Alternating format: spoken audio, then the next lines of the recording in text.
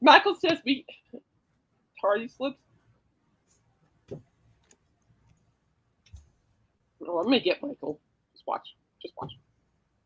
Oh, Michael, I have you know, I do not. We do not eat tardy slips because it was Waffles' fault. Wasn't my fault. It was Waffles' fault. I'm late. So you Ah, can put the tardy slips away. Okay. Plus, you don't have a dog who goes psycho every time she sees a dog, and plus you're not going around ice while walking her. So put the tardy notes down. yeah, Michael, I was already here. I was the first one here Yeah, backstage it was on waiting. me. It was me on that. So leave Dawson and James alone, and put those tardy notes away. It was all Waffles. Okay. She made me late. She Oh, that dog. I love her, but when she sees other dogs, oh my word. Hey, if I like the teacher, detention might not be so bad. Well, it reminds me of You the know what? Stephen King movie, Cujo. That sounds like a whole lot like a dog ate my homework, Caitlin. Well, then you Mm. go handle her. She put me in the darn brace. Then you handle her. Be my guest. I'll buy We you got a brace. Cujo here. That's not Waffles, it's Cujo. She doesn't mean to Curtis be Joseph? Cujo. Yeah, dogs. Well, she's a great dog. I don't know her past. And they call No, them no, the not like Diamond Dogs. she is a diamond dog. But she really is a sweet dog. It's just I don't know her past, and so we're in training. I'm in training her how to handle all that, and it's gonna take some time, but I'm working on it. Exactly. So hush. You've been late too, so hush. I don't want to hear it. I love you though. Welcome. Anyway, hi everybody. I just want to pick on Michael because I love him. I hope Mm. everyone's doing well today. It is Wednesday. Can you believe it? It's almost February. Can Wow. you believe it? I And know. It's Scream almost single 7. awareness. It's almost single awareness month. Ah, That's why I call it Valentine's Day, Single Awareness Day. I call it Sucky Day. I So, call it Sucking Times Day. Valentine's Day is a made-up holiday. Valentine's Day is a made-up holiday where you say "I love you" to your partner, spouses, or whatever. But in reality, you don't need a holiday to remind you to say "I love you" to those people. They name it Call Dawson Day. Hello, Dr. Rick. No, we're not calling it Dawson Day. No.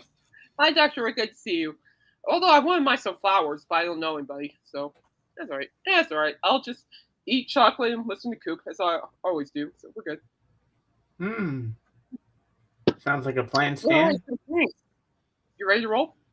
All right, we're ready to roll. I guess Go for it. I'll You're go on. for it. You're on. You're on. Well, I finished the first little season of the Long Way Round with Ewan McGregor and Mm-hmm. what's his face there, Charlie Borman. And Yeah. let me go to Apple TV so I can tell you exactly. Oh, I don't have it there. Oh, okay, I It's can't. okay. James, just do your best. You're fine. You're fine. So now I'm watching The Long Way Down, Oh, that's a and good one. it better not start the. Oh no, starting the episode. I can't. No, no, no, no, no. I said no.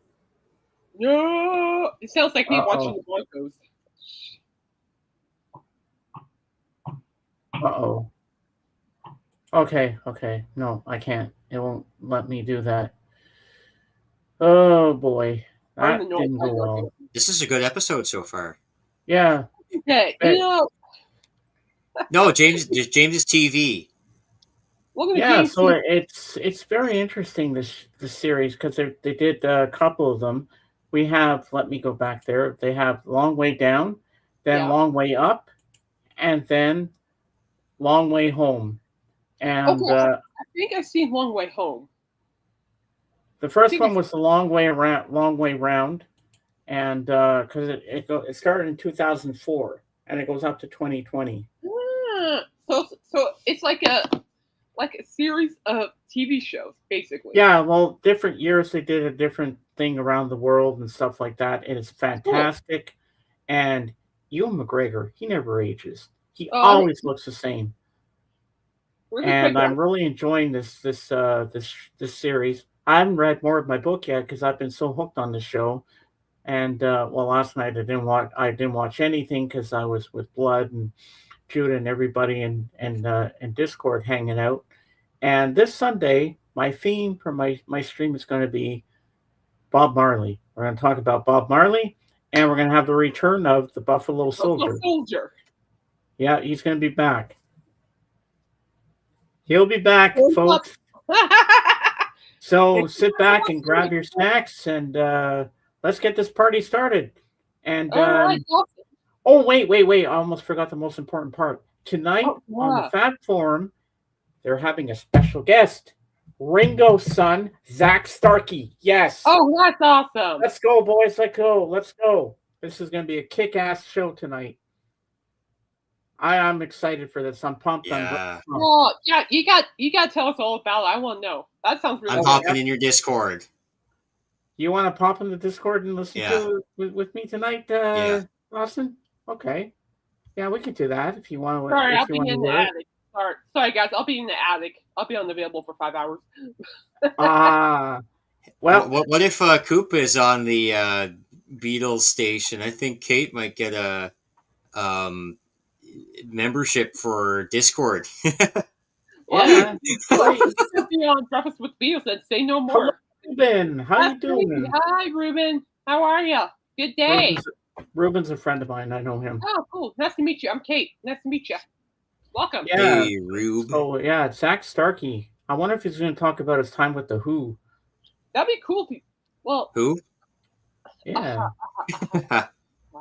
No, well, yeah. a little bit of negativity, in my opinion. I hope they did. Well, apparently they got really mad at him and stuff. Well, you know what?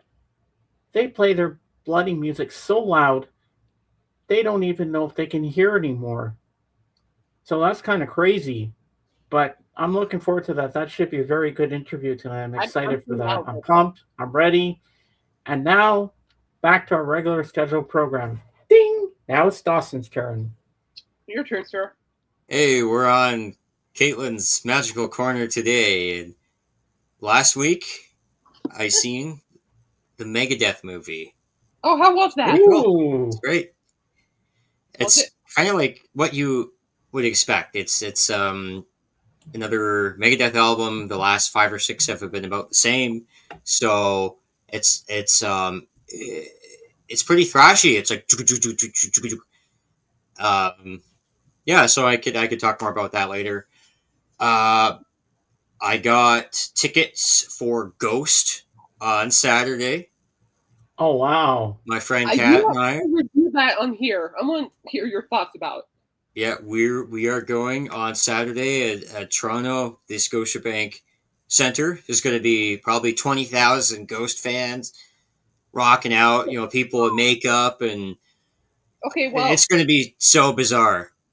So technically speaking, this will be it's what they call a ritual. So this will be your first ritual. Okay, my first ritual, yeah. Yeah, I went to my first ritual last year.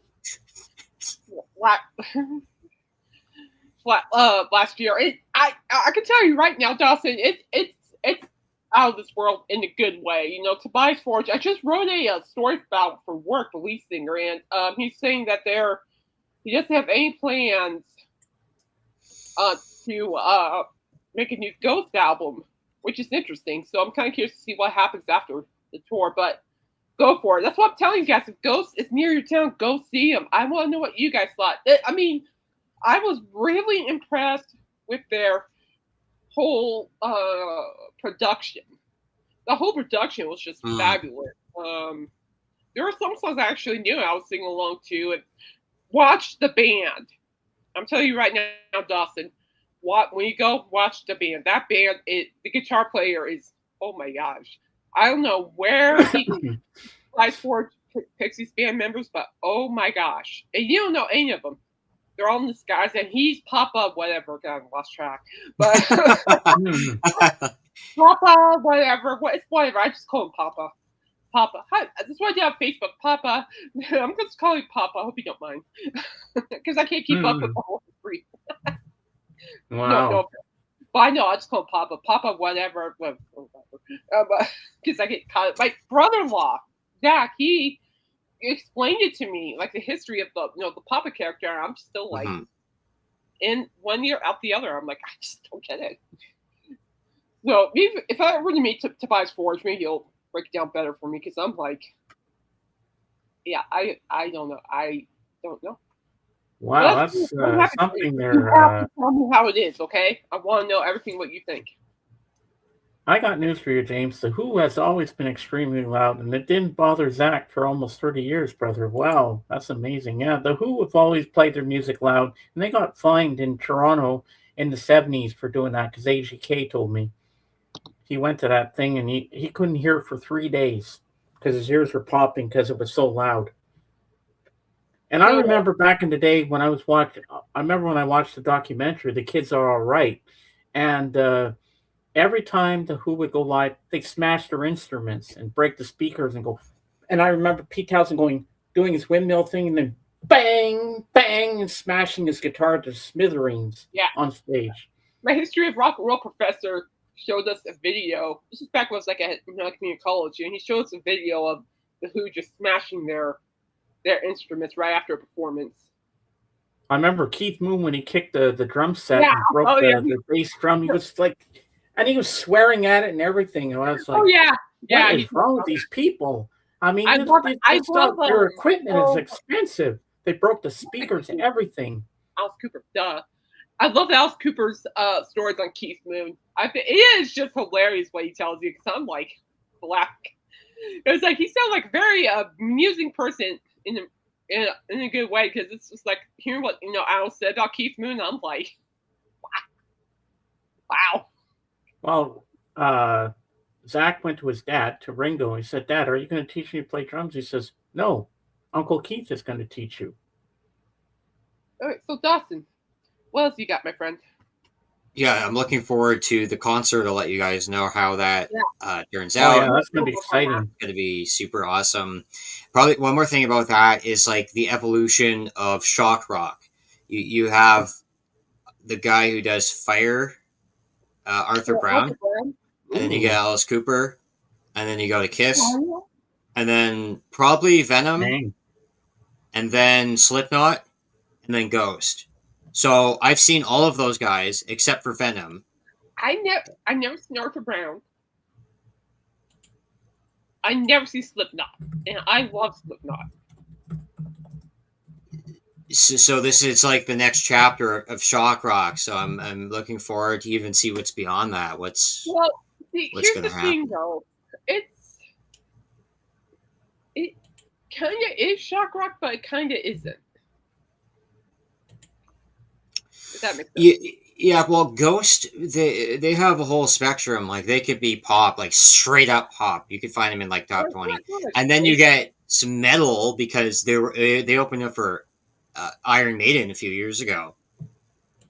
That's true. So you don't know, like, what kind you're going to get. But when you see Ghost for the first time, on the video, you see, like, this guy in this makeup and a Pope outfit and everybody else is all mysterious. That's shock rock. Like, I was shocked the first time I seen videos of that, so I would call it shock rock in a way. To see Papa, no offense, whatever that is, but I can't pronounce it either. I can't. I just call the character Papa. I don't think Papa minds.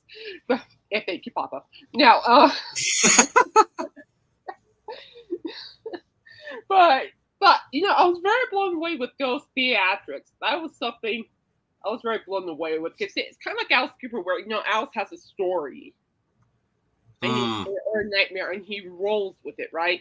And that's what kind of like Ghost is, but in a different way. It's more like you're in a church or a cathedral, I shall say. And then one more. I talked to Robert. I didn't talk to him, but Robert gave me a big stack of books, country books, Grand Ole Opry from 1975, Dolly Parton books, old Western movies. So I'm going to get educated on country music Ooh. Like Nice. from Hank Williams to what's that guy's name? Vince Gill. There's a Oh, I've wide seen him range here. live. I've seen him live. So I'm looking forward to that. Well, I think like I'll probably prioritize my Ozzy Osbourne book first, but I can't read I just that. get like this big stack of country books. Wow. Oh, So country music. yeah, everything from like 1970 to right now. Like, going to see Ghost on Saturday, so yeah. Rampage video, ready to rock and roll. Okay, here we go, Kate. Oh, sorry. Thank you. Okay, before I Oh, go, wait. Michael says, I agree with Dawson. That Ghost is the shock rock. When I first heard him, I stuck my finger in an electric outlet. Point. Knee. You should have left your finger there, Michael. Mm. Which finger? Well, you're still alive, aren't you, Mike? You're ruining my fun, Michael. Well, he's live to tell the tale, so. Darn you, Michael. You ruined my fun. That's fine. I'll just turn Kimberly on you tonight like I did last time. It's fine. So, and I did successfully. It was funny attack. Oh, my gosh. Yeah, just don't audition for Badfinger.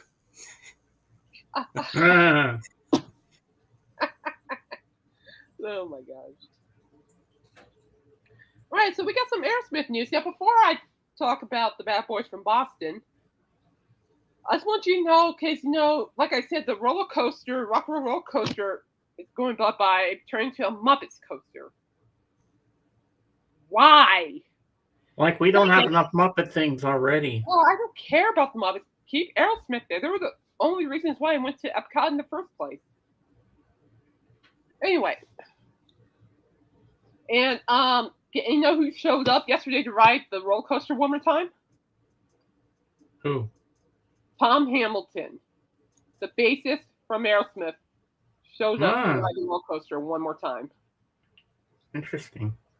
I'm like, oh, go Tom! I was like, everybody was just standing there like that, and and I'll be like, I don't know what I would do if I was standing there, and then here comes Tom Hamilton walking. He's like, I don't know what I would do, to be honest with you. I'd probably be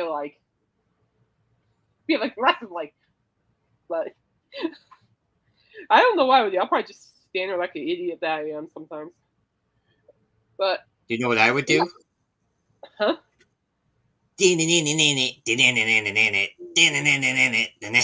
Well, going down. Okay, you nerd. Thank you, nerd. Hey, James, we have a nerd jacker. I think That's we do. Term, by the way. Yes, it's a real term. Look it up, folks. They need to unpsychotic me. Well, you and Waffles could go great together then. Now, yeah, but it was cool that Tom Hamilton showed up. I'm gonna miss that coaster. I've been on that coaster. But anyway, I'm not gonna talk about it because I'm gonna rant about it. Anyway, Aerosmith expands debut album with bonus tracks and live song. And yes, James, I already looked at it. Are you buying it? Maybe. But I actually wrote this story for work, and I want to bring it up with you guys.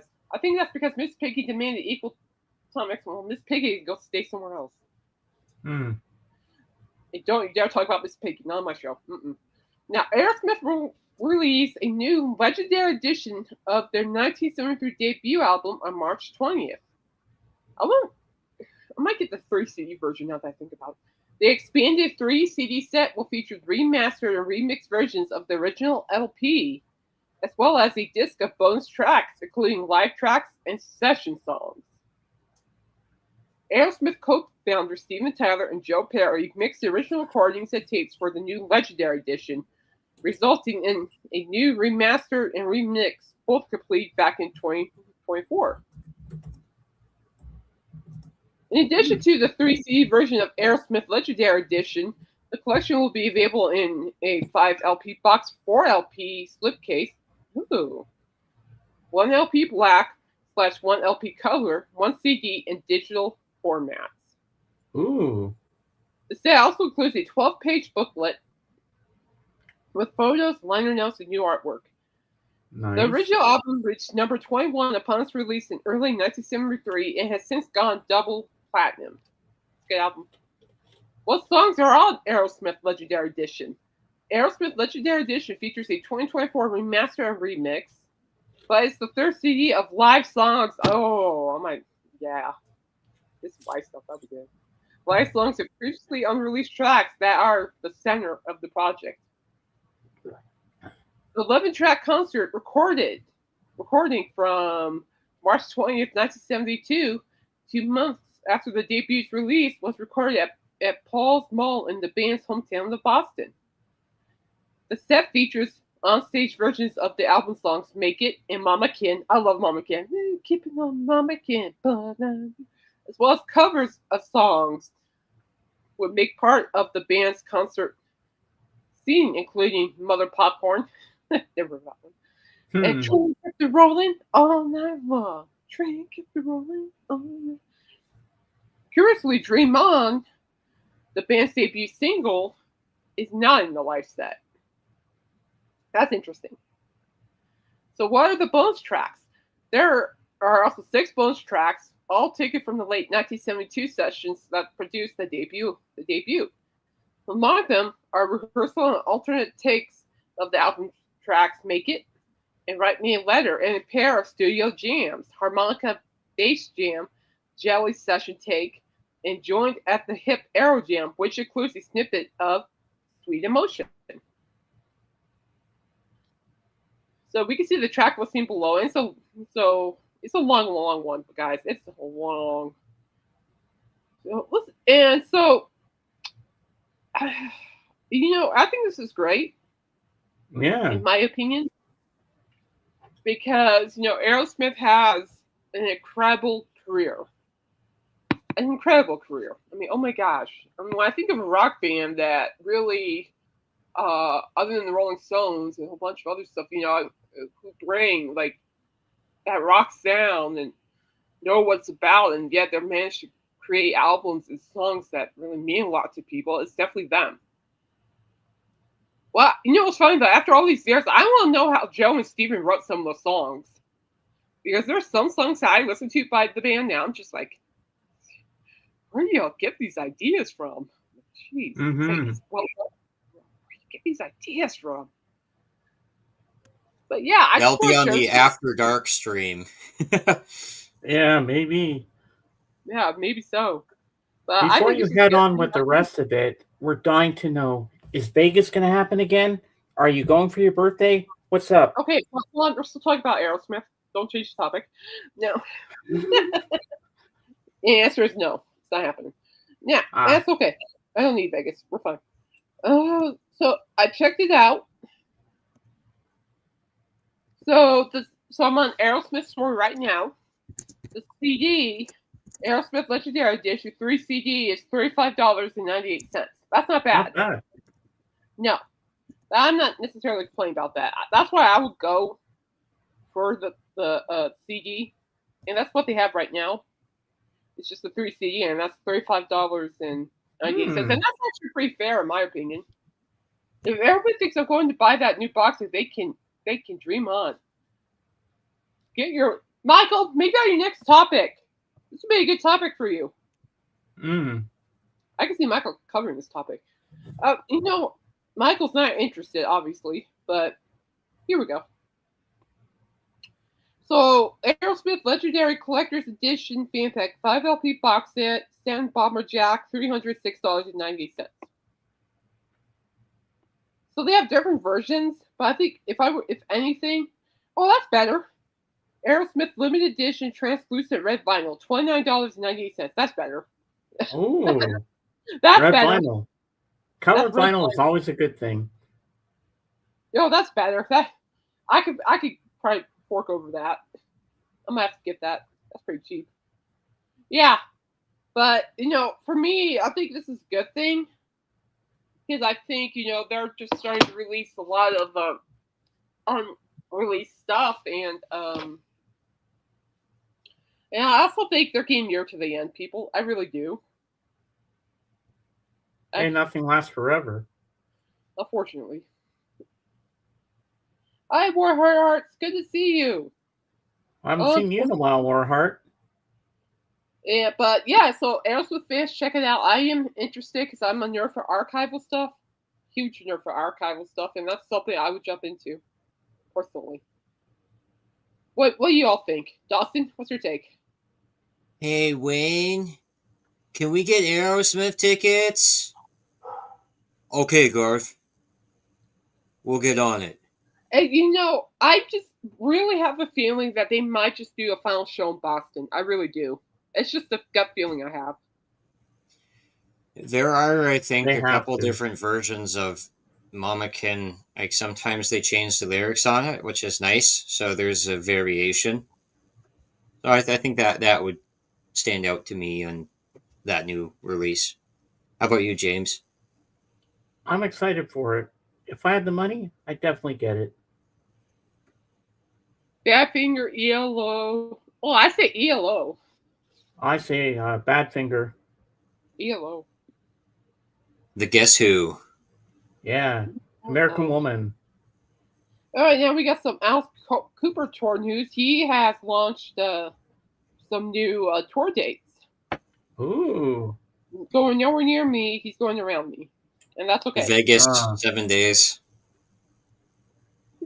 Well, he's going around me, and that's okay. There's a radio show. I'm fine. I'm ignoring Dawson. Now.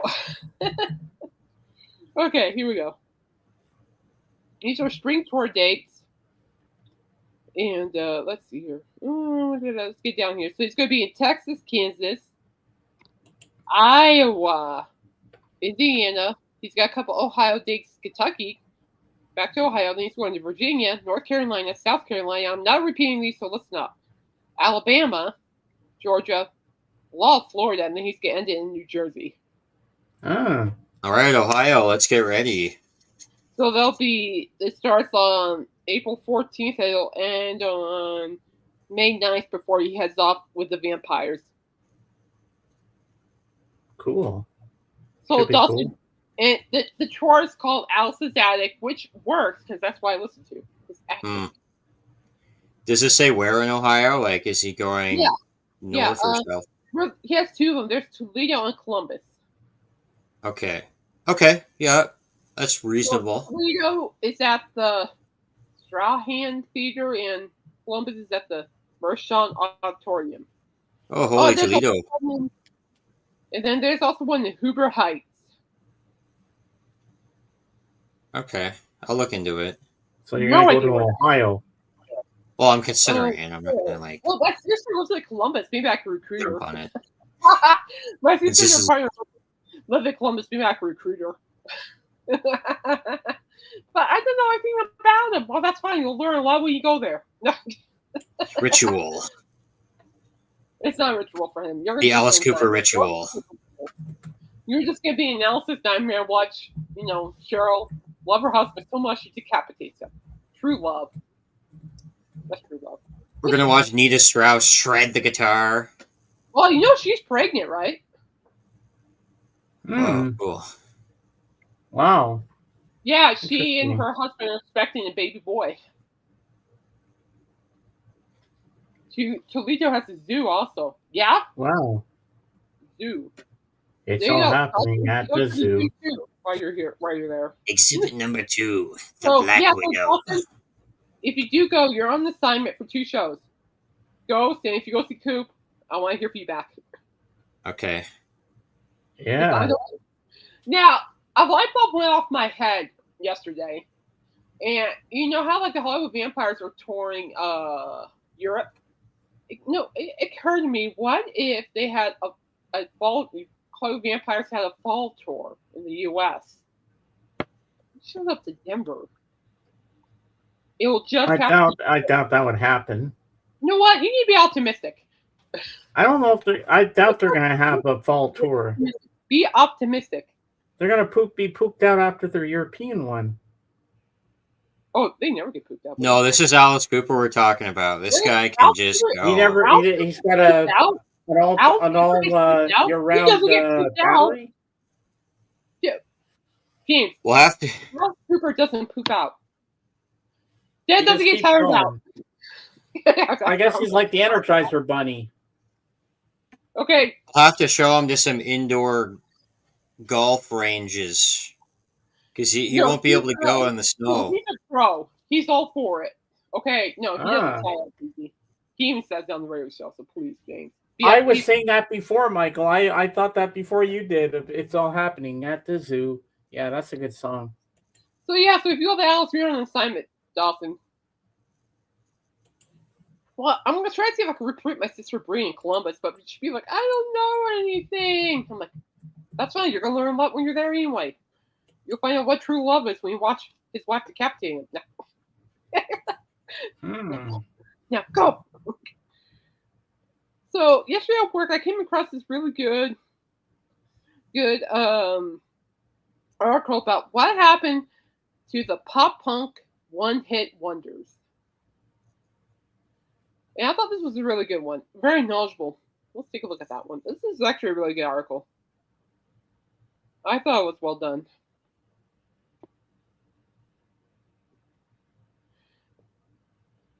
So this is actually 11 pop punk, yeah, one-hit wonders.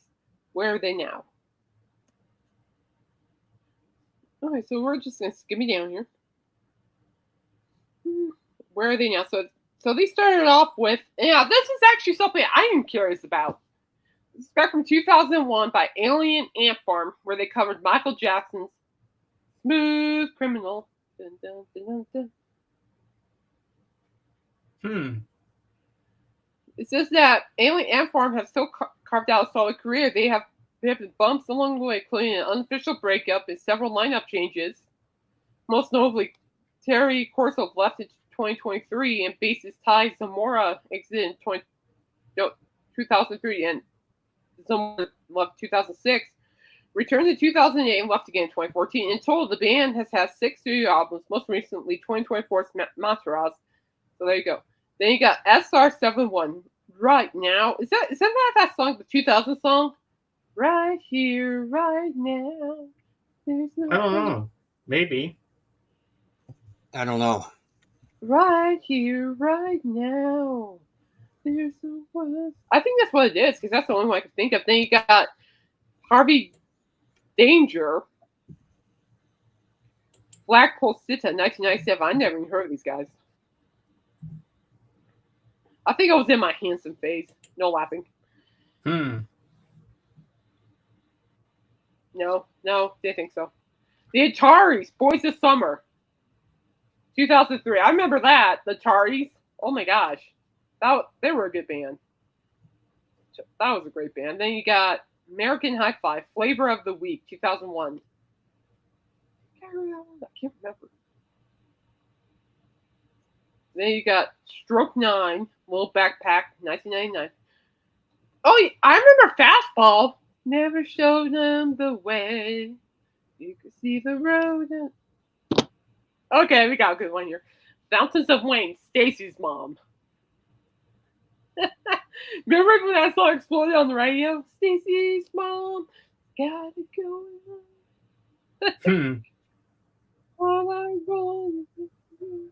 And you can check out the music video on MTV.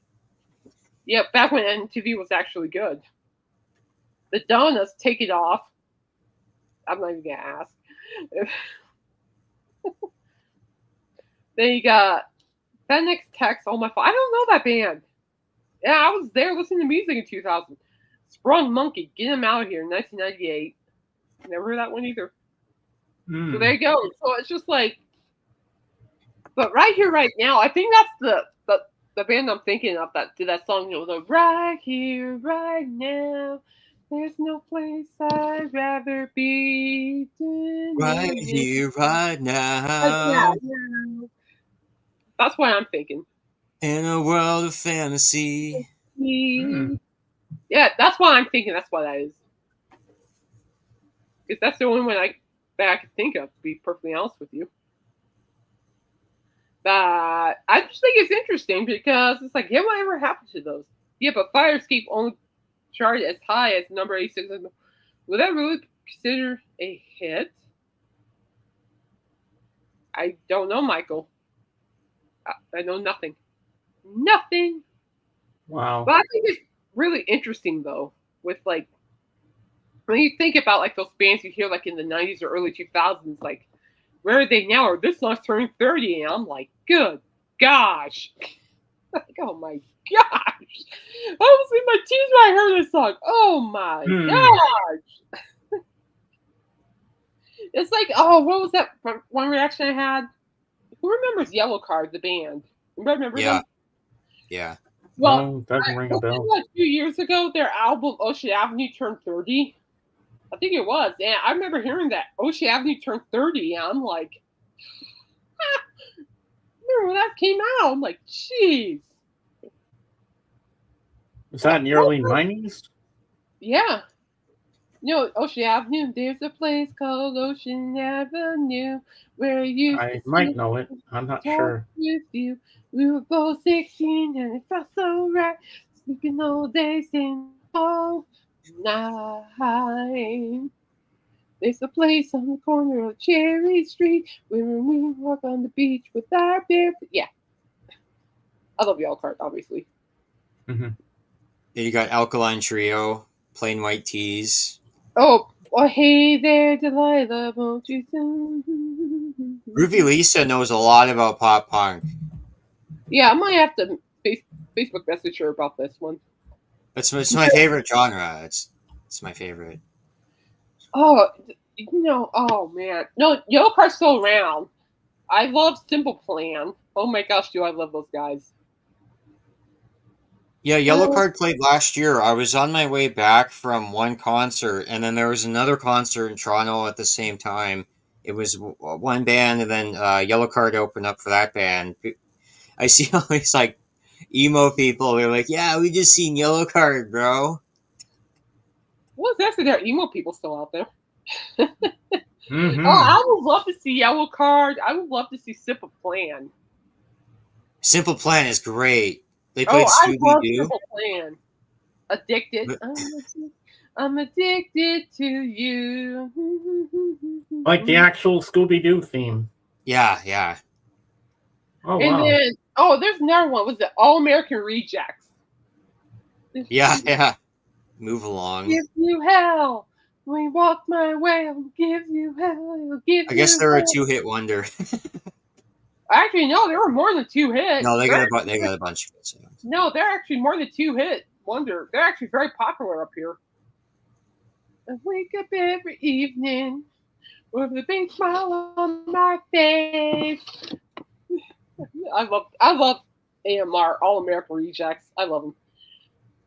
Personally, I think the greatest one-hit wonder band of them all were the Archies. They weren't real. They weren't real. They were a comic book. No, there was an actual band called the Archies, and they did Sugar Sugar. Oh, honey, honey. I just found that out yesterday, the Archies. You guys, the song Sugar Sugar, right? The Monkees were supposed to have that hit, but Davy Jones didn't want it to happen, so they canned it. Did they open up for the Veronicas? No. You guys are weird. Life's overrated. All right. 11 underrated 80s rock albums everyone should own on vinyl. We have our vinyl list. So, let's go. So, starting off, you got The Cure, 17 Seconds, 1980. And, did I already do this one? I did this one. I'm sorry. Yeah, we did that one. I did that one. My bad. We'll see if I can find something else for you guys. King Cobra, that's underrated. The one with the roller coaster on it. That's a good album. Running with the Devil by Van Halen's underrated. Oh, that's a good song. Running with the Devil. Yeah, classic. Overrated. You hear that bass line? Sorry, I have to change the subject for a second. I just got a text from my sister. She says here, I've been having heart palpitations. It started last night. It's still going on. If not, better by tomorrow morning. I'll be going to the emergency hospital. Well, why wait? Yeah, I know. She just told me that just now. Why wait though? I mean, if it's a heart problem, why wait? I don't know. She just wants to make sure she's okay, but she said she's gonna wait tonight and see if she feels better tomorrow. Okay. Well, keep me in the loop, will you? Yeah, I'll be right back. I just want to go tell my mom Okay. because it's bothering Okay. me. I'll be We'll right talk. back. We'll Yeah. talk. So I found a good list for you. Here you go. 5 bands who quietly or not so quietly invented subgenres without meaning to. Let's take a quickie lookie. So okay, so first off,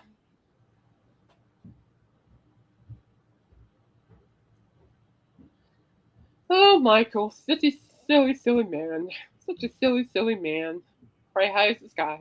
Now, Black Sabbath is now in the late 1960s. Black Sabbath started out like many British rock bands of the era, drawing from a wide variety of blues and hard rock that predated along like Cream and the Beatles. What set them apart from other bands of both the era was their deliberate and not deliberate move towards darker themes and a heavier sound, which is true. The band favored much lower tempos the band of their contemporaries, alongside already ominous riffs. The Birmingham lads also took inspiration from classical and medieval music, with the tritone, or most commonly known as the Devil's Chord. I can see that. Of course, much of it came from Mr. Tony Iommi, alongside Geezer Butler, Bill Ward, Ozzy Osbourne's ever so distinctive vocals, and of course the lyrics inspired by horror imaginary imagery and real life issues. Black Sabbath developed a sound that felt unusually dark for their time. I think that's true. I don't say dark, maybe heavy. Well, at that time, could be dark. Yeah. When Black Sabbath released their first 2 albums in the 1970s, they weren't totally trying to invent a new genre, and we're going to show great dislike for the term heavy metal. Songs such as Black Sabbath, War Pigs, and Electric Funeral simply reflected the band's gut instincts and influences. Oh, War Pigs is my favorite. Hi, Chris Elliott. Oh my God. Hey, Chris. Yo. How are you? I hardly ever see you on here. How are you? Nice to see you, man. Good to see you. He's seen the Ontario flag in the back. He's like, hey, you know what? I got to support my boy here. No, Michael's being a pain in the ass. Don't mind him. Yeah, love you, Michael. Over time, it was proven that following their gut was the right choice, as those choices came to define the basic genre we're all here for. Heavy metal. So they kind of unknowingly, Woo-hoo-hoo. Black Sabbath unknowingly created heavy metal, which I think makes sense. Oh, you said Venom. We got Venom on this list, Dawson. Oh, cool. Well, good to see you, Chris. Thanks for dropping by. Venom clearly favored louder volume and thus even louder altitude over any sort of technical sheen. At the time when heavy metal was becoming more redefined through a new wave of British heavy metal movement, Venom pushed in the total opposite direction, delivering a sound that was abrasive, to put it lightly. Abrasive. Oh, that's funny. With the singer's snarly vocals paired with Mantez's chaotic riffs, creating music that found downright dangerous and unrestrained. The bands. Oh, thank you, Chris. I appreciate you. The bands that would go on to take even heavier music in the decades. You too. Blessings, Chris. Music in the decades to come often recall hearing Venom for the first time and cite them as a band that between the satanic themes and lead-like music truly scared them. Though Venom themselves viewed their music as a extension of hard rock and metal taken to an extreme level, their influence quickly spread. The sound, imagery, and attitude they introduced them foundational for a multitude of different heavy metal subgenres: black metal, thrash, death, and other extreme subgenres that James doesn't like. Yes, definitely. I know. So without consciously setting out to define genre, Venom provided a rough path for many who came after them, providing that intensity and atmosphere could matter almost most more than their precision. They got My Bloody Valentine's on there. Let's see, who else we got? Velvet Underground, pretty decent band. Well, I love the Velvet Underground. Okay, we got Iggy Pop. Let's talk about him. Iggy Pop and the Stooges. Nope, just Iggy Pop. Oh. Before punk had a name of any kind of scene to define it, Iggy Pop had long been challenging what a rock frontman could and should be. Emerging in the late 1960s Detroit scene with the Stooges, there you go, you're right, alongside bands such as MC5, Coop, and the Amboy Dukes, Iggy strongly rejected rock's polish in favor of simplicity and good old physical energy, which is true. You can feel that physical energy in the music. Musically, Iggy's approach emphasized the feel of rock and roll over any kind of technique. The Stooges' early records, particularly their debut and sophomore releases, The Stooges 1969 and Funhouse 1970, featured very minimal chord progression and a loose four-line chaotic song structure. Iggy's voice were direct and sound more confrontational than anything. Aside from the Stooges' hard-hitting sound, Iggy's onstage performance became a stuff of legend. Watching Iggy live often involved audience interaction and disregard for personal safety, further challenged ideas of how rock musicians were expected to perform. Iggy also reinforced the idea that rock should be unpredictable, which I agree, it should be. Let's Devils try that. Which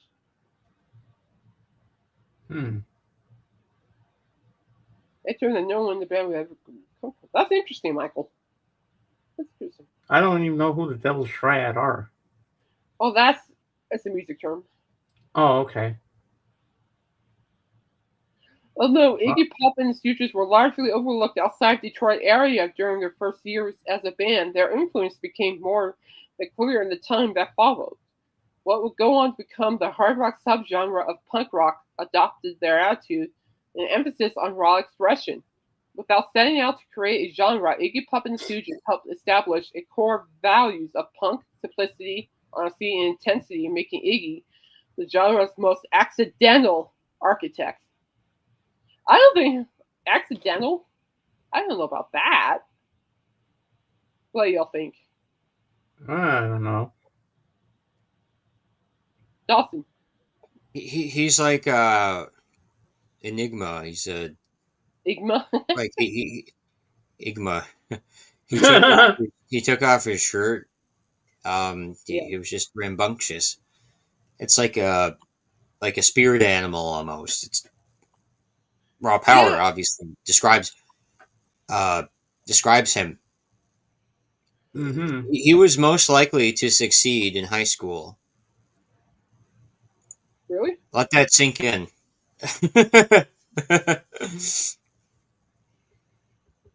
He grew up in a trailer park in Detroit, kind of like Eminem did. But his parents always supported him.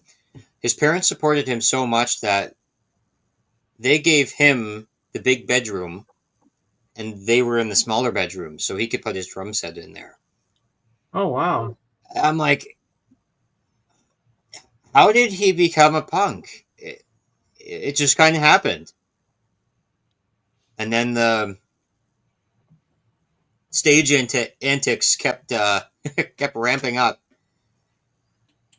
Yeah. So I'm hoping to see him in the summertime open up for My Chemical Romance.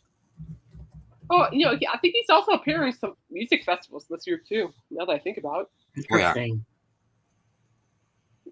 I think he's a very interesting artist, to say the least. I like his idea of what rock should be. It's a good idea. He's not afraid to craft his own way, and he's done it successfully, in my opinion. All right, and here's another good list for you guys: the 10 best comeback albums in rock and metal. Ooh. Starting off, we got Deep Purple, Perfect Strangers. And then you go next up. You got Black Sabbath, Heaven and Hell. Kiss, Psycho Circus. I have the final. Good one. Alice Cooper, Trash. Great album. It's one of my favorite Alice Cooper albums. Trash. It's a great album. He has Ozzy on there. Ozzy. If you listen to the song "Hey Stupid," you'll hear Ozzy on there. Oh wow. Then AC/DC, Back in Black. I have that album. Ozzy Osbourne, Wizard of Oz. I agree. Ooh, good one. Iron Maiden, Brave New World. No. Alice in Chains, Black Gives Way to Blue. Aerosmith, Permanent Vacation. I agree. That really brought back their career, along with Run DMC. Metallica, Death Magnetic. That's it. Permanent Vacation. That is a really good album, though. I remember I bought that on like a cassette when I was back in community college when I was younger. So that's a great album. Oh, righteous stuff. What about you guys?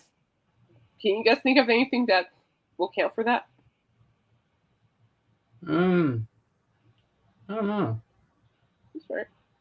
I said no to Brave New World because I think that Book of Souls is way better. And Brave New World is kind of the same as the next few albums, like the Matter of Life and Death, The Final Frontier, and then Book of Souls is like another ball game. I think that's musically Iron Maiden is like a comeback. I can't really say much on the subject because I don't have any Iron Maiden albums. That's okay. And then if there's any other comeback albums that I think would belong on there, I think they covered it. I think they covered. Yeah, I agree with you. I think they did. Do you think, Kate, that Bon Jovi's album New Jersey should be on that list? No, that's not a comeback album. What would you say is their comeback album? Oh, probably Crush. Yeah, I was gonna say Crush too. I think Crush was their comeback album because there was a period in time where Bon Jovi went quiet for a while, and then he started to make noise, and that noise was Crush. And that really just kicked things off big time. I remember it has "It's My Life" on there, and I remember when I first heard "It's My Life," and I'm just like, it's just like, oh my gosh, where do y'all get these ideas from? Like, my gosh. Now, if I was going with the Beatles for a comeback album, I would say Rubber Soul. Maybe White Album. Yeah, Rubber Soul. Rubber Soul would be the one for me. But anyway, because it's one of the most talked about albums in the Beatles discography a lot. Everybody talks about Rubber Soul. They want a box set for that one. There's no doubt that Rubber Soul is one of their best albums. I mean, my favorite album by the Beatles is the White Album. I love the White Album like everybody else does, but I think my favorite still always is going to be Sgt. Pepper. How so? It just spoke volumes to me when I was 16. That was my first real, second Beatles album I heard. I went from early Beatles to psychedelic Beatles. And when I played that album, I sat there and I'm like, this is the most funky, I don't know how to explain it, album I've ever heard. I loved it. I just couldn't get enough of it. And when I heard A Day in the Life, that changed my life forever. I played that song 20 times over and over. I said, I got to hear this again because I never heard anything like that with the orchestra building up to that big piano crash at the end. I'm like, who does this? I've never heard a band do this kind of stuff before. I've never heard Elvis do this kind of stuff. They started a revolution with all this stuff. with this the way other bands got inspired because of the Beatles, because they opened doors that no other band could ever do. No, that's true. I think Alice Cooper's a huge Beatles fan, and he really uh, uh, he said this. I think it was last week, I reckon. Um, he encourages younger bands to listen to the Beatles so they can understand like how they came up with the songs, how they, like just everything. And I agree. I think today's younger bands can learn a lot from the Beatles. To be honest with you. Like how they experimented. Look at the song "I Feel Fine." When John had his guitar up next to the amp and you hear that how it starts and then down down down down down down. I love that opening. Like that's experimenting with your instruments to say, "Ooh, this sounds cool. Let's have that as an opening for the song." Yeah. Don't you agree, Dawson?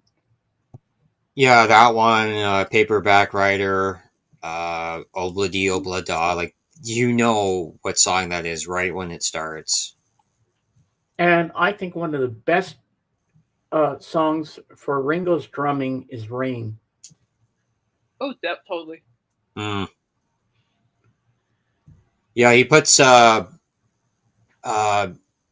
cloths on his drum kit, even live. He'll put towels on it to make it reverberate a certain way. Yeah, that's interesting. But no, I think rock wouldn't be rock without the Beatles. Period. So I'm very thankful that a band like them did exist, and did happen. I mean, I could go on for hours talking about. I know you can. I know you. I can't. But I know you can. I know you. I know you let me. I know you let me loose sometimes to talk because I want to. I want to share my passion of the Beatles with everyone. Oh, well, yeah. Well, yeah. I mean, it's just the Beatles are iconic. They started the whole rock thing, in my opinion. The whole thing. If it was a thing, yeah. I mean, they inspired the Rolling Stones, the Beach Boys. I mean, yes, they were all in competition with each other, but yeah, I know what you're talking about. But when I heard they wrote "I Want to Be Your Lover, Baby, I Want to Be Your Man" for the Rolling Stones, I prefer the Beatles version than what Mick Jagger did with it. Oh, I can tell you, my mom, she was young when it happened. She remember when she saw the Beatles the first time on the TV, and her mom went to turn off the TV. Wow, that's not right. You don't do that. Well, look, I understand during that time some parents found them offensive. I think it's because of the way he looked at stuff. They got to look past that and listen to the music and feel the groove. Don't know about back then, James. Back then was totally different to now. If I was growing up at that time, my parents would never turn the TV off. They would have let me watch. Oh, by the way, Dawson, when you go to Ghost, you have to put your cell phone in the pouch. I know. Okay, just want to make sure. I did that once before. Who was that? Pete Davidson. I put my phone. He did that? What? I didn't know that. Yeah, he. I think that was probably more for the venue to not record stuff. Ah. Yeah, and I got ticked off at the security guard because he almost switched my phone with somebody else's. I'm like, is this my phone? Make sure. He's like, oh, yeah, you're fine. I'm like, am I? Okay. And then I'm like, okay, it feels like it. And then halfway through, I'm like, okay, it's my phone. I'm good. Now I could relax. So I'm not going to let that happen again. No. Yeah, it was funny, though. When I was at the Ghost concert, there was a guy, sitting in front of me, my sister, her fiance, and myself, and he was sitting in front of us, and he actually hid his phone in his pocket. He hid it, and he actually filmed a couple songs. And so, we're all parents are sitting here. We're going, oh, so We have our phones in a case here. We can't open. Yeah, you're using your phone? Like, Hey, Dan. Hey, Dan. oh, hi, Dan. Good to see ya. Ain't finding someone to go with to England with you to see vampires? You should take Dawson with you. I'll At go a with you. funeral? That's a weird place to take a cell phone at a funeral. Oh my God, Dan! What the? I think it's out of respect, though. In my opinion. Yeah, maybe. I can see it at a concert, but a funeral—that's kind of weird. Hey, Jorgen. Hi, Jorgen. Hey, How are Jorgen. you? No one yet. There you go, Dawson. No one yet. Oh, you might have a chance. Mhm. Do it, do it, Do do it. it. I need to start recruiting people to join Dan so I can hear some feedback about the vampire show. I already recruited Dawson for Ghost and possibly Alice Cooper, so I'm not afraid to recruit him. I can't remember how everywhere I go.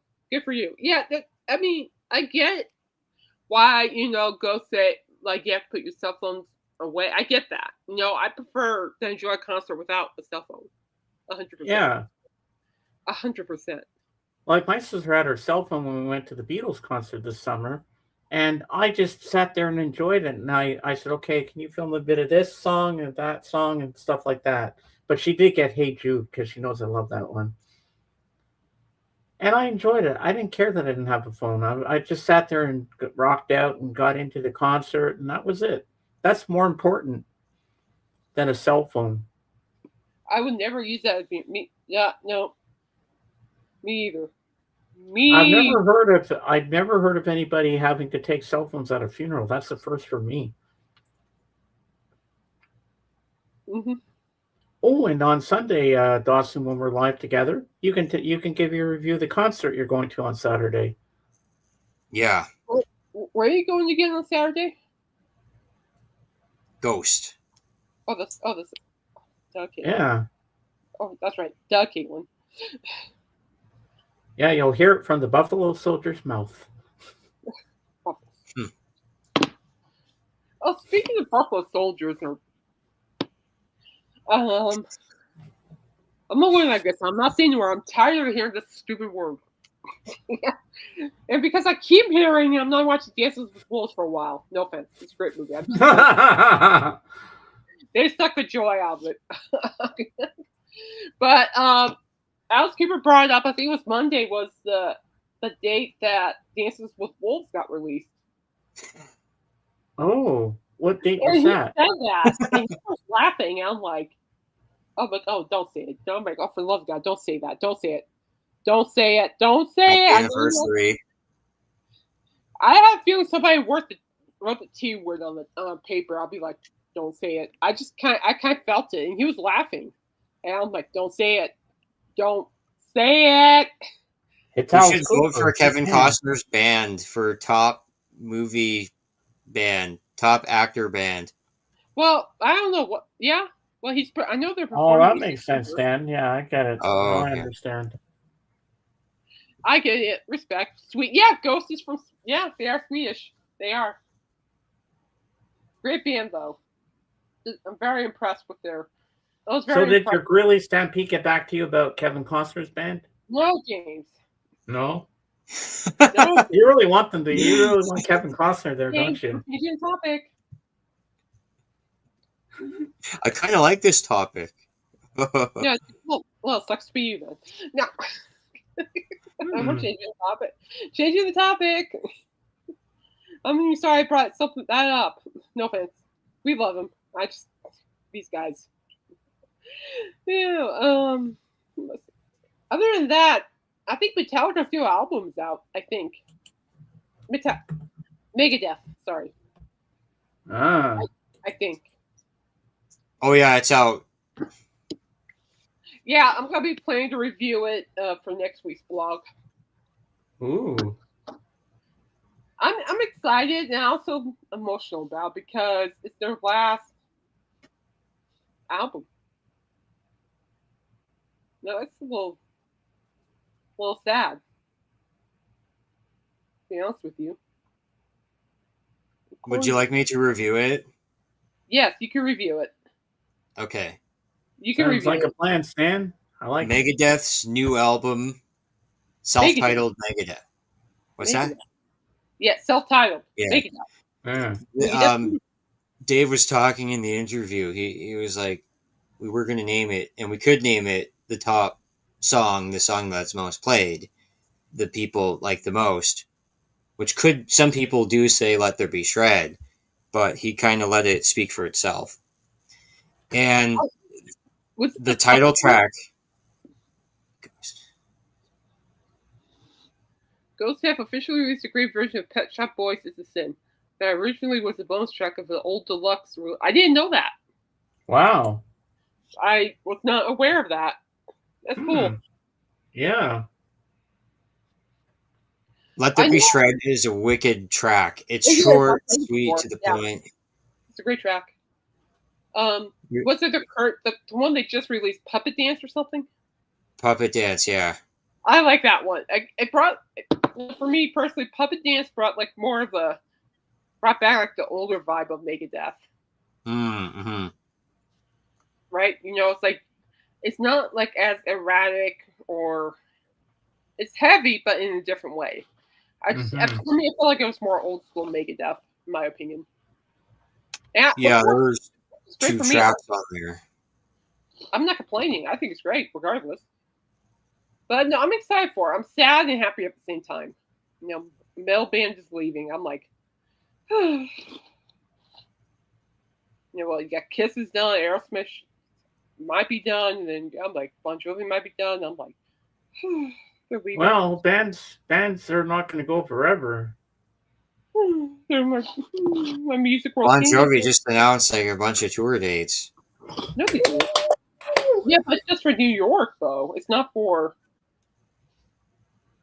Well, yeah, they sold out at least 6 Madison Square Garden shows, so they're not doing too bad.